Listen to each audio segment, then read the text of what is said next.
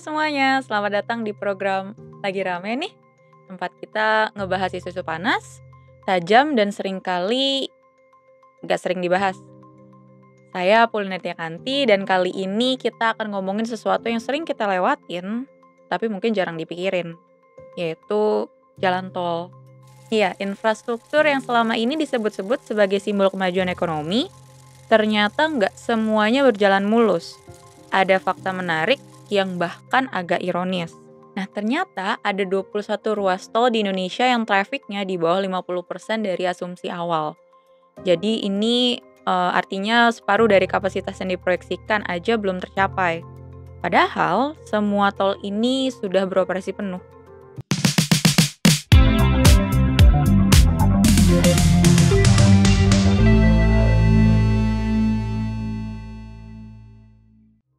Jadi gini, tujuan pembangunan jalan tol itu jelas, memperlancar arus barang dan orang, mempercepat logistik dan tentu saja mendukung pertumbuhan ekonomi. Tapi, di lapangan ini hasilnya nggak selalu seindah rencana di atas kertas. Beberapa ruas jalan tol seperti Tol Manado-Bitung, Bengkulu-Taba Penanjung, Krian Legundi Bunder Manyar, sampai Kanci Pejagan justru sepi pengguna. Penyebab utamanya apa? Yaitu salah satunya tarif tol yang terlalu tinggi. Contohnya ini di Manado Bitung, tarif untuk kendaraan golongan 1 bisa mencapai 1.200 per kilometer sekali jalan. Kalau kamu bolak-balik Manado Bitung, bisa-bisa habis ratusan ribu cuma buat naik jalan tol. Jadi nggak heran banyak pengemudi lebih pilih jalan non-tol yang memang lebih murah walaupun agak lama. Masalahnya nggak cuma di pengguna. Investor yang bangun dan kelola jalan tol juga kena dampaknya. Rendahnya volume lalu lintas itu berarti pendapatan dari tarif tol itu jadi kecil. Sementara biaya operasional dan bunga pinjaman masih jalan terus. Ini bisa jadi bom waktu ekonomi. Kenapa? Karena ketika investor kesulitan mengembalikan modal, mereka jadi ragu buat ikut proyek jalan tol selanjutnya. Ujung-ujungnya target pembangunan infrastruktur pemerintah bisa terhambat. Padahal pembangunan tol selama ini dianggap sebagai penggerak ekonomi nasional. Tapi kalau tolnya sepi, rantai nilai ekonominya pun nggak bergerak. Kegiatan logistik nggak meningkat, distribusi barang tetap lambat. Dan dampaknya, kepenurunan harga juga nggak signifikan. Kalau ditelusuri lebih dalam, persoalan ini bukan cuma soal tarif atau jumlah kendaraan. Banyak pengamat bilang akar masalahnya ada di perencanaan pemerintah sendiri. Seringkali, proyek jalan tol dibangun tanpa memperhitungkan cukup matang soal potensi ekonomi di wilayahnya.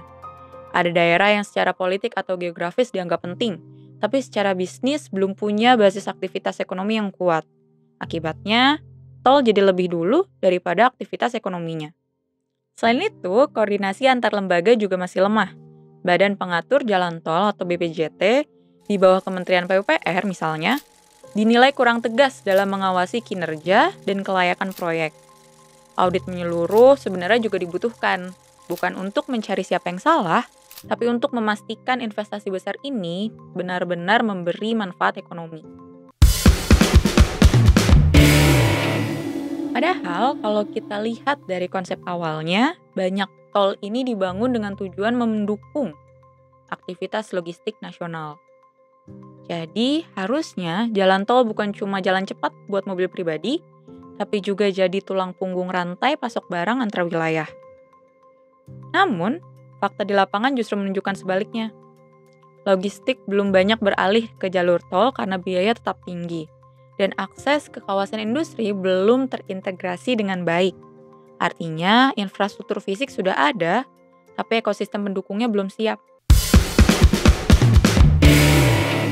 Nah, sekarang pertanyaannya nih, apa yang harus dilakukan? Pertama, pemerintah perlu meninjau ulang asumsi bisnis proyek tol. Jadi jangan cuma fokus pada pembangunan fisik, tapi juga analisis manfaat sosial dan ekonomi. Kedua, evaluasi tarif tol perlu dilakukan secara realistis. Kalau tarifnya terlalu mahal untuk masyarakat dan pelaku logistik, maka fungsi tolnya sendiri jadi tidak efektif. Ketiga, integrasikan pembangunan tol dengan kawasan industri, pelabuhan, dan sentra produksi. Dengan begitu, arus barang akan meningkat secara alami, bukan dipaksakan. Dan terakhir, BPJT harus diaudit dan direformasi secara serius. Kinerja pengawasan harus transparan dan berbasis data, bukan hanya laporan administratif. Nah, pada akhirnya, membangun jalan tol itu bukan sekedar membangun beton dan aspal. Yang lebih penting adalah memastikan jalan itu benar-benar mengalirkan manfaat ekonomi dan kesejahteraan bagi masyarakat di sekitarnya. Kalau tidak, semua proyek megah itu hanya akan menjadi jalan panjang menuju kerugian. Kalau kamu punya pendapat atau pandangan tentang topik ini nih, jangan ragu untuk tulis di kolom komentar ya.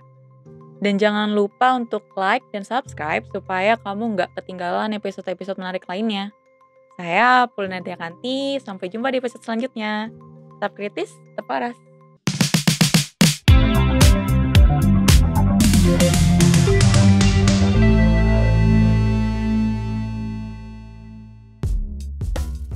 Keputusan bisnis terbaik datang dari data, bukan tebakan. Mudah berlangganan Business Insight dengan subscribe with Google.